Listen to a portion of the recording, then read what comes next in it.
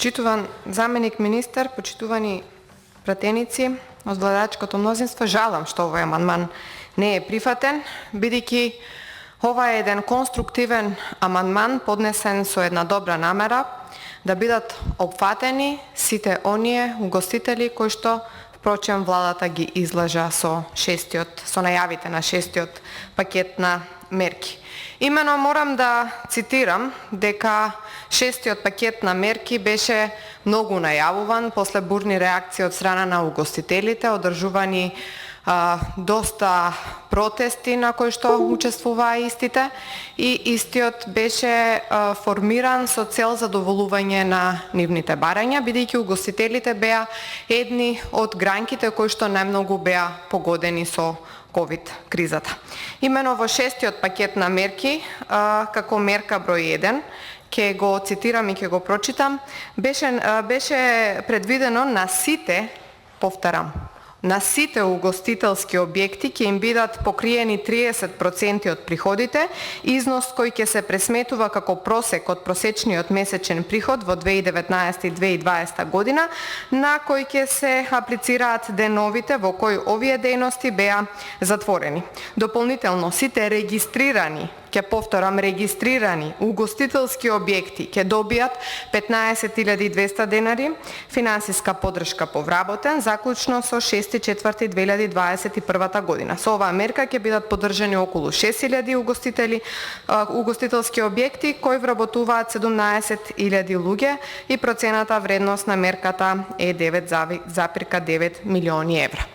Сега, почитувана јавност, за жал морам да констатирам и по неприфаќањето на овој амандман е дека владата предводена од страна на СДСМ и ДУИ повторно ги излажа угостителите.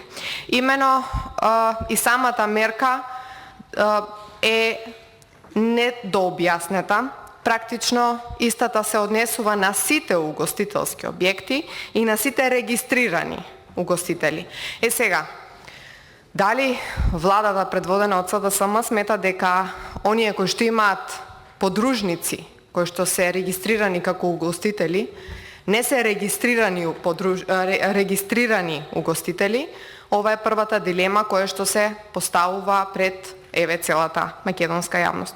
И жалам е што морам да потенцирам и да нагласам дека 150 милиони евра кои што се предвидени дополнително со овој ребаланс е огромна една цифра на пари кои што беа, односно ќе бидат наменети за ковид мерки. За жал, овие угостители повторно нема да ги добијат средствата кои што доста им се ветува и владата беше со полна уста кога зборуваше дека конечно ќе им се помогне и на овие вработени стопанственици.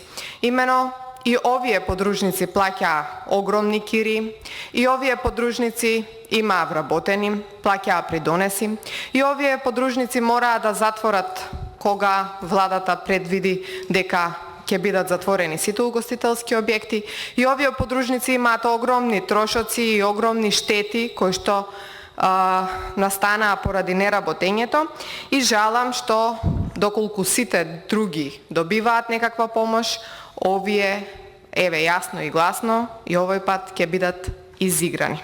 Имено морам да потенцирам дека ова не е констатација која што ние сега овде ја зборуваме од говорница, туку морам да потенцирам дека истото е и констатирано и повикувано и апелирано и од страна на независната угостителска комора. За жал, половина од угостителите кои што беа затворени со одлуката на владата, им беше забрането да работат со гости, сепак ќе извисат од финансиската поддршка со шестиот пакет на мерки, и тоа е изјава од страна на независната угостителска комора. Се вели дека од нивна страна се велеше и се апелираше дека мора да се направи дополнување и промена на јавниот повик и да се дозволи и на овие угостители да аплицираат и да ја добијат помошта, затоа што им е нужно неопходна и бидејќи истите се на работна екзистенција. Меѓутоа, морам да потенцирам исто така дека и пред некое време и министерот за економија Крешник Бектеши повтори дека ова нема да важи и за овие кои што не значи за грант кој што нема да важи за грантот со шестиот пакет на мерки и нема да се однесува за оние кои што се квалификуваат како угостителство да име приоритетна дејност. Значи, пекарите, мотелите и сместувачки капацитети кои вклучуваат кафе, барови, ресторани, значи ќе извисат. Тие иако беа затворени 3 недели со одлука на владата, нема да бидат обештетени.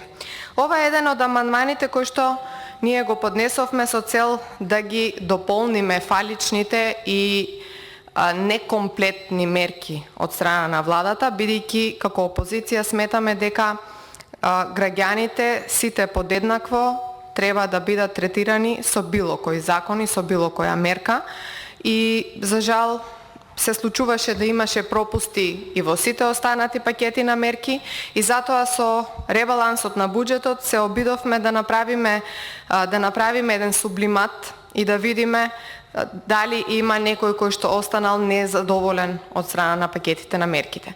И да не бидам сватена погрешно, ние сметавме дека не во ваков формат треба да иде помошта со справувањето на ковид кризата, меѓутоа кога веќе владата се одлучила да на овој начин помага, треба да помага на сите подеднакво. Не може власта да биде за еден маќа, за друг мајка или обратно, и бидејќи сметаме дека постои дискриминација во врска со фирмите, стопанствениците, затоа го поднесовме овој амандман. И затоа еве сега од тука ќе ги повикам пратениците од владеачкото мнозинство заедно со нашите пратеници да го поддржат овој амандман, бидејќи на овој начин ќе се помогне на многу фирми кои што останаа затворени и на многу стопанственици кои што еве издвоиле огромен дел од својот буџет за да ги надополнат работењето во периодот кога беа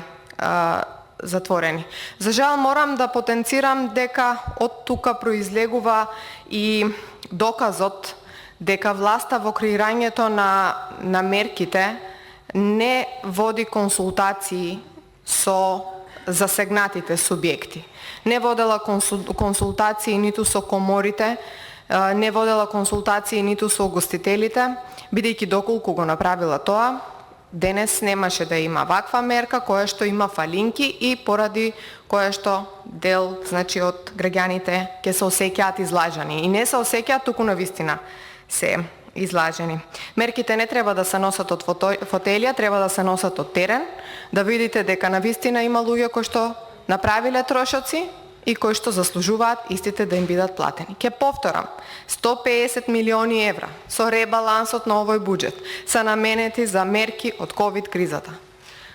Толку многу пари, а да не бидат обештетени фирмите кои што основна дејност не име угостителство, меѓутоа имаат подружница која што работи угостителство или имаат повеќе подружници кои што работат угостителство. Честно ги плаќаат даноците во оваа држава. Честно плаќаат придонеси, вработуваат луѓе, плаќаат кири и на крајот од денот со одреден пропуст владата да не овозможи овие фирми да добијат грант кој што неоправдано сега нема да го добијат, а при тоа го заслужиле.